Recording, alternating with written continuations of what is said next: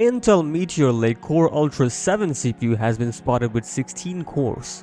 Apple's iPhone 15 can now run games, and AMD Radeon RX 7600 XT has been filed at EEC. This is Tech Track. So firstly, we have a Geekbench score here, and as you can see in single core and multi-core, we're getting 24,039 and 12,668, but 2,439, not 24,000. Anyway, the main theme here is basically, as you can see in the CPU information, we're getting this 16-core 22 threads processor here, and it is named as Intel Core Ultra 7 1002H. So I'm guessing that's the series, the name of the series, 1002H. And also Intel Core Ultra, basically a Meteor Lake CPU, because as you already know, the Meteor Lake CPUs will have a different naming scheme, and they're taking this kind of naming scheme, which is the Core Ultra or only Core.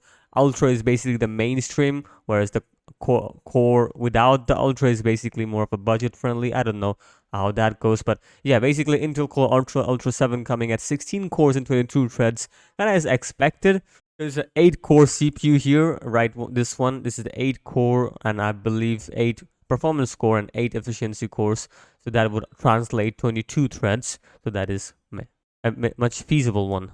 And also, as you can see, the base frequency, we're looking at 3.4 gigahertz, but the maximum frequency is 4.988. Basically, you could say it's 5 gigahertz of max frequency, which is completely expected for a laptop-based processor here, because as you can see, 1002H, the H series usually tends to be for the laptop. So Intel Core Ultra 7 1002H, this particular one will be coming for the laptop series, and for a laptop going 5 gigahertz is not bad. It's kind of is impressive. I wouldn't say it's the greatest, but still, it's quite good.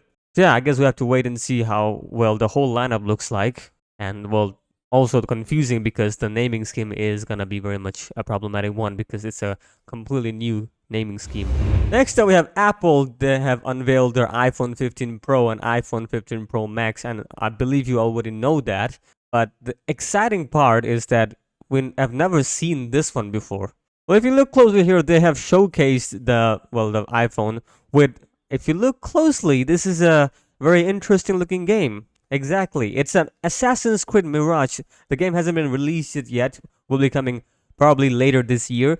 And look at that. We have the game running. So look at this. It's crazy.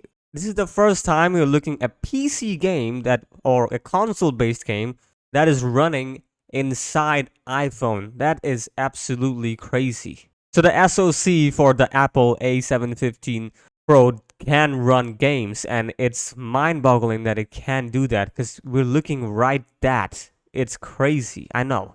So basically the iPhone 15 Pro, the Pro variant basically, has 6-core GPU with ray tracing acceleration. So it supports ray tracing, which is expected now because this is a newer generation, so it should support ray tracing, and it supports 6-core GPU. So it's quite interesting. I'm not saying that the game will run pretty well. Like, it's not gonna be running like I don't think it's gonna be running at like 4K 60. That is not the case. Maybe the video output is 4K, but in terms of gaming, I don't think that would be the case. Maybe at least like 1080p 30. That is still viable, right? And for a phone or an iPhone like this running a game, which I've never imagined running a game like this, which is crazy because it's a PC hardware game, right? Or next-gen console-based game or PC-based game, whatever you want to call it. But still, it's mind-boggling that a game can run like that in iPhone, which is, again, next-gen, next level. Also, yeah, the camera improvement is there. So, yeah, that is... I usually don't talk about iPhones, basically, but... yeah, the camera is also looking pretty good. The macro and all the millimeters, you can see up to 120 millimeters. So yeah, that's not bad. That's pretty good. But I don't think it can still beat the the Samsung A23 Ultra. I don't think that can beat that. But we'll see about that. But still, this has completely caught me off guard, and that's why I wanted to make the news about it, because I never make content about iPhone, but this one is something different. It's running Assassin's Creed Mirage. completely crazy. And lastly, we have a leak from Harucase5719, and he has leaked basically the RX 7600 XT. There are two models basically. So in the EEC filing for power color, we're looking at this. As you can see, the RX 7600 XT with 12G LOC, RX 7600 XT with 12G F, RX 7600 XT 10G LOC, and RX 7600 XT 10G F. So basically, there will be 4 models, as you can already tell. And the OC models are overclocked, so there's nothing to tell. But we have to look into these two, which is the 12 gigs model and the 10 gigs model for the RX 7600 XT. I really don't see the point of making 10 gigs model though. Like there's really no point. But yeah, 12 gigs will be a bit more expensive, which is completely understandable. But they're making a 10 gigs variant, which doesn't make sense. Or there could be another reason. There might be the 12 gigs might be for the OEM and 10 gigs might be for the DIY.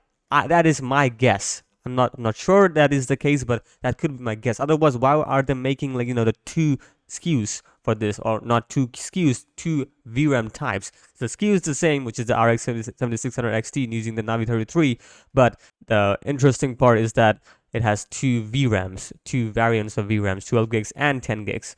Well, I believe 12 gigs is enough. 10 gigs, I guess, works if cheaper, but still I don't really see the point of having 10 gigs. 12 gigs was fine, but yeah, that has been leaked, so we can expect RX 7600 XT to be launched real soon and coming with 2 VRAM types. So choose your GPU, I guess, with the right VRAM or the right pricing, whatever that is.